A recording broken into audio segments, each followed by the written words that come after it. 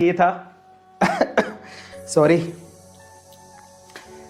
Retirement का ये था। और इसलिए मैंने कहा था, बहुत सारे बच्चे सुबह से मैसेज कर रहे हैं, बहुत सारे लोग सुबह से मैसेज कर रहे हैं कि अचानक से क्या हो गया। तो मेरे पास समय थोड़ा कम बचा हुआ है, इसलिए मुझे और करना बहुत कुछ है।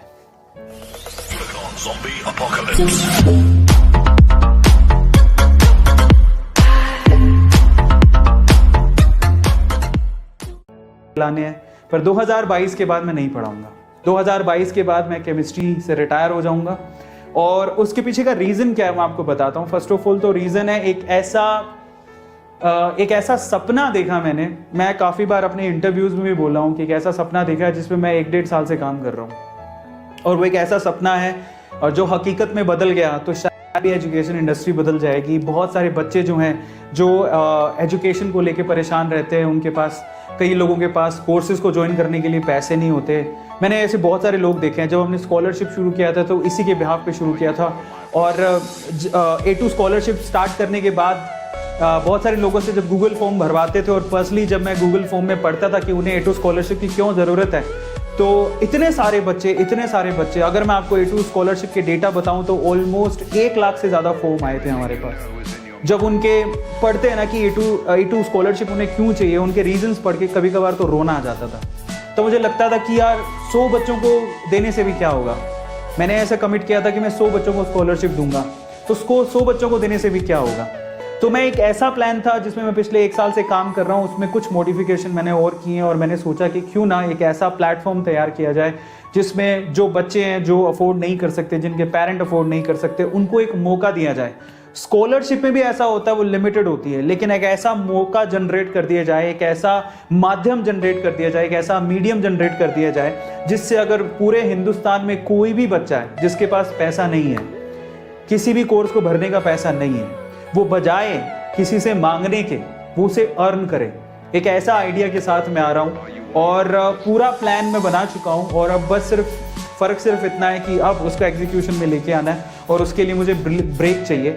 मैं वेदांतु फैमिली को भी इतनी जल्दी नहीं छोड़ सकता हूँ, तो इसलिए मैंने सोचा कि 2022 मेरा लास्ट बैच होगा, क्योंकि मुझे पूरा समय उस प्रोजेक्ट पे देना है, ताकि मैं ये चाहता हूँ कि हिंदुस्तान का एक बच्चा जिसको पैसे की थोड़ी सी भी कमी है ना, और जो मांगने से इतराता है, कतराता है, उसको थोड़ी शर्म महसूस होती है, वो अपनी एजुकेशन को अर्न कर सके। एक ऐसा प्रोजेक्ट मैं लेके आ रहा हूँ, और उसके लिए मुझे आप लोगों का साथ चाहिए। कभी कभार बड़ी चीज़ को पाने के लिए छोटी चीज़ छोड़नी पड़ती है। मैं आज पब्लिकली अनाउंस कर रहा हूँ, और ये दैट्स नॉट ईजी। आपने कभी किसी टीचर को रिटायरमेंट अनाउंस करते नहीं देखा होगा।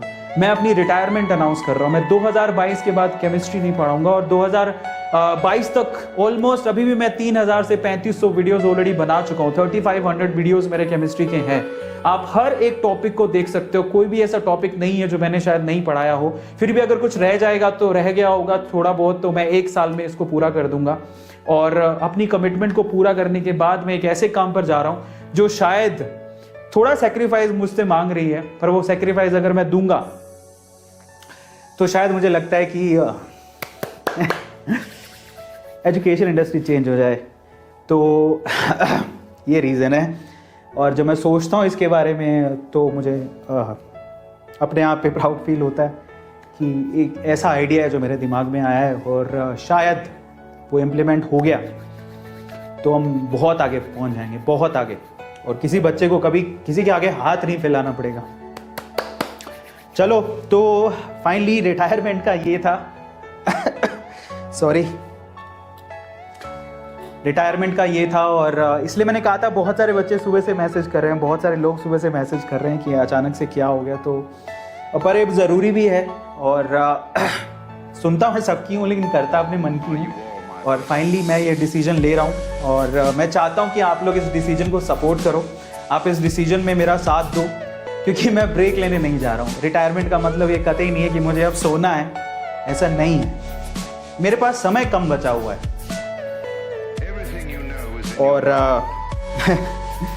मेरे पास समय थोड़ा कम बचा हुआ है, इसलिए मुझे और करना बहुत कुछ है। तो समय का तो पता नहीं कब निकल जाए, ये भी नहीं पता। पर मैंने सोचा अपने लिए कि मुझे 45 ईयर्स के बाद एक्चुअल रिटायरमेंट लेनी है सारे काम से। तो मेरे पास सिर्फ अब मुश्किल से कोई 10-12 साल बचे हैं, और उससे मुझे एक बहुत बड़ा काम करना है। और वो काम मैं अपने बच्चों के लिए करना चाहता हूँ। चलो तो फाइनली ये रीज़न है। सो 2022 मेरा आखिरी साल होगा और उसके बाद मैं केमिस्ट्री नहीं पढ़ाऊँगा।